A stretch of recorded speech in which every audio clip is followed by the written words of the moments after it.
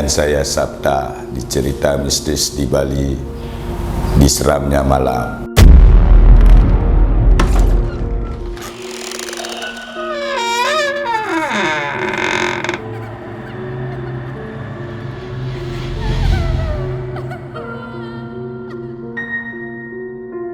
Sebelumnya saya mau mengucapkan Om Swastiastu kepada sahabat Seramnya Malam dan teman-teman yang belum subscribe dulu, like dan bagikan agar konten ini bisa berkembang dan saya lebih bersemangat lagi bercerita tentang kejadian yang janggal yang ada di Bali khususnya.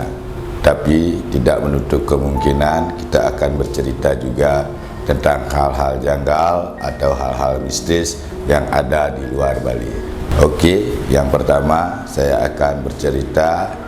Ini cerita dari teman saya yang akan saya ceritakan. Sebut saja namanya Pak Putu yang tinggal di daerah Kesiman, dan dia sudah berkeluarga, mempunyai 2 orang anak, dan kehidupannya lumayan bagus karena Pak Putu ini bekerja di sebuah hotel ternama di Bali dan mereka sangat berbahagia dengan keluarganya semua.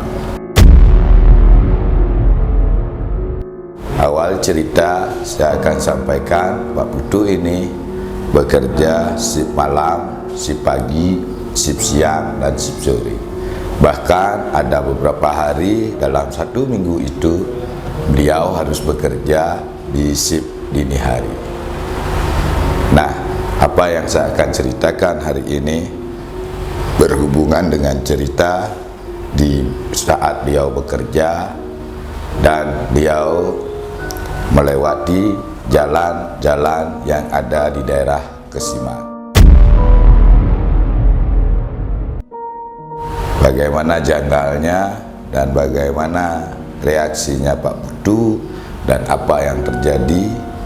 Dan sekali lagi saya mau mengingatkan kepada sahabat-sahabat, teman semeton, untuk Seramnya Malam ini bukan untuk menakut-nakuti atau bukan untuk mendiskriminasikan atau untuk mempopulerkan sesuatu yang seram, tapi ini kita berbagi pengalaman yang telah diceritakan orang ke saya dan saya mencoba menyampaikannya kembali di channel YouTube saya ini.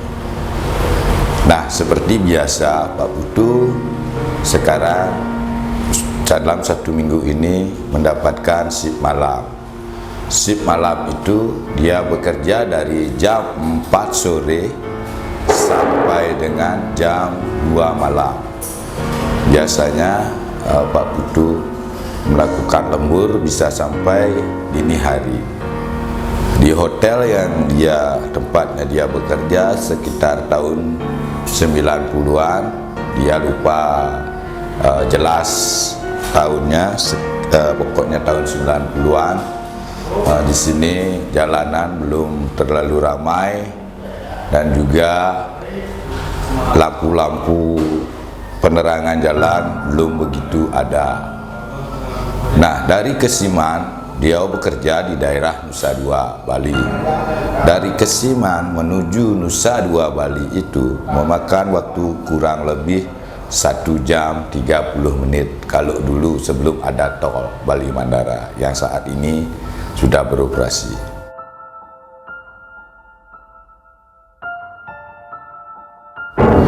Nah, beliau biasanya pulang kerja dan berangkat kerja itu menaiki motor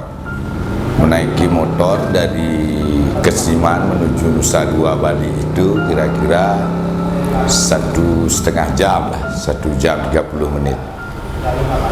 Jalannya di Nusa Dua itu belum diaspal, keadaannya masih ya semrawut lah, belum sama kayak sekarang. Nah, pada waktu itu beliau berangkat bekerja, beliau mandi dan lain sebagainya, mempersiapkan diri dan pamitan sama keluarganya. Beliau bekerjalah ke Nusa Dua Bali itu. Nah, beliau ini tidak tahu itu hari apa. Yang pasti yang beliau tahu adalah hari keramatnya orang Bali atau hari-hari orang kepercayaannya orang Bali itu tidak pernah beliau hiraukan. Yang penting beliau bekerja dan datang bekerja, habis itu beliau istirahat seperti hari-hari biasa. Sudah 3 tahun beliau bekerja di Nusa Dua Bali itu, beliau tidak pernah merasakan sesuatu yang janggal seperti apa yang akan saya ceritakan sekarang.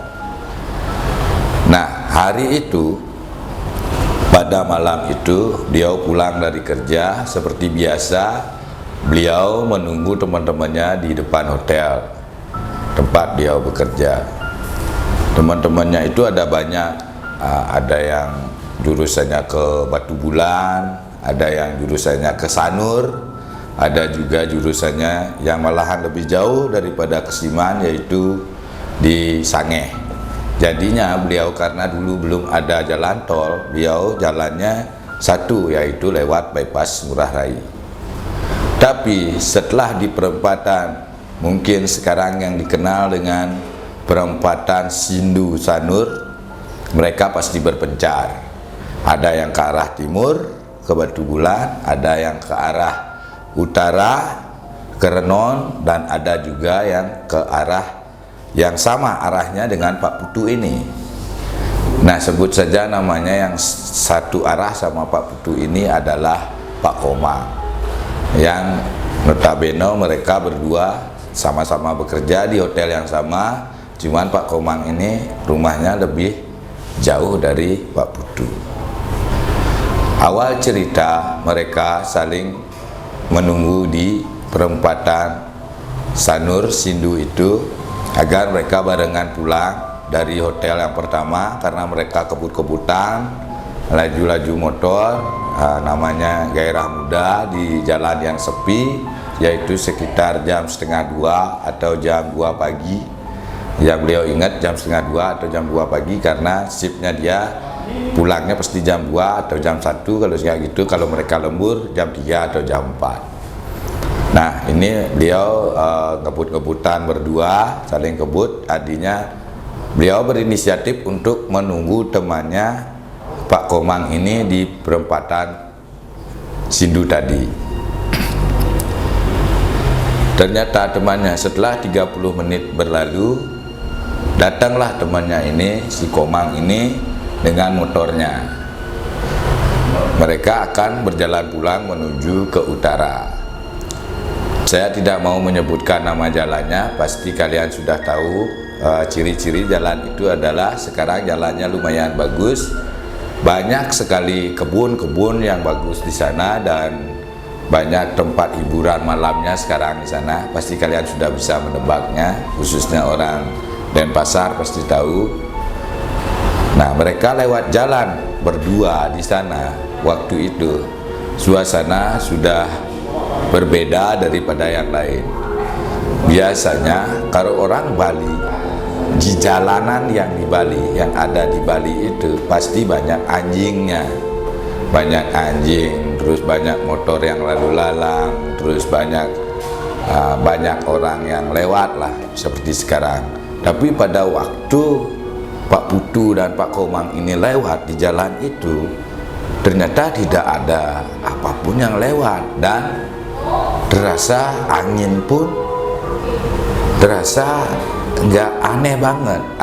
Anehnya seperti ditutup telinganya Pak Putu sama Pak Komang itu, seperti ditutup telinganya, tidak ada mendengar suara angin dan apa-apa di jalanan itu, di jalanan yang sepi itu. Nah, mereka berdua merasa karena mereka laki-laki yang ini, kenapa takut? Pertama Pak Putu dalam hatinya bilang, berani nggak lewat sini? Dalam hati dia bilang begitu, berani nggak saya lewat sini? Karena malam ini beda banget nih rasanya. Kok bisa gelap gini, terus angin nggak ada, terus anjing juga, biasanya anjing-anjing banyak di jalan, tidak ada sama sekali. Terus terasa hampa udaranya, ternyata Pak Komang yang di belakangnya Pak Putu itu juga merasakan hal yang sama yang dirasakan sama Pak Putu. Nah, mereka dalam naik motor ini, Pak Komang mendekati Pak Putu ini, dan Pak Putu sengaja memelankan laju motor yang dibawa sama Pak Putu agar Pak Komang bisa menyusul. Mereka mungkin bisa ngobrol, menghilangkan rasa takutnya yang ada mungkin. Nah, terus artinya Pak Putu memulai pembicaraan sama Pak Komang di atas motor. Mereka beriringan nih berdua. Pak Komang, kok rasanya beda sekali ya hawanya sekarang? Apakah musim sekarang memang musim yang gak ada angin atau musim apalah? Nah, Pak Komang menjawab, Loh, kok sama ya? Dari pertama saya memasuki jalan ini, jalan yang kecil ke utara ini, kok merasa bulu kuduk saya terasa agak bagaimana, terasa takut dalam hati. Cuma saya gengsi lah bilang sama Pak Putu. Pak Komang bilang seperti itu. Pak Putu bilangnya gini, Kamu itu nakut-nakutin saya aja. nah Pak Putu, dijawab sama Pak Komang, Nah Pak Putu, saya serius, saya juga merasakan hal yang sama. nah Pak Putu, karena jalan itu lumayan ini ya, panjang ya, artinya lumayan jauh lah dari Sanur menuju ke Siman itu. Yang di sana di Kusiman itu mempunyai maskot itu patung Bima di kantor camat Kesiman. Nah, di sana tembusnya jalan itu lumayan tuh panjang. Nah, mereka ngobrol di jalan sambil ini, mereka semakin dekat sama tempat yang sepi paling selatan, yang di sana pernah ada pembunuhan yang terkenal, pembunuhan anak kecil yang namanya Angelin.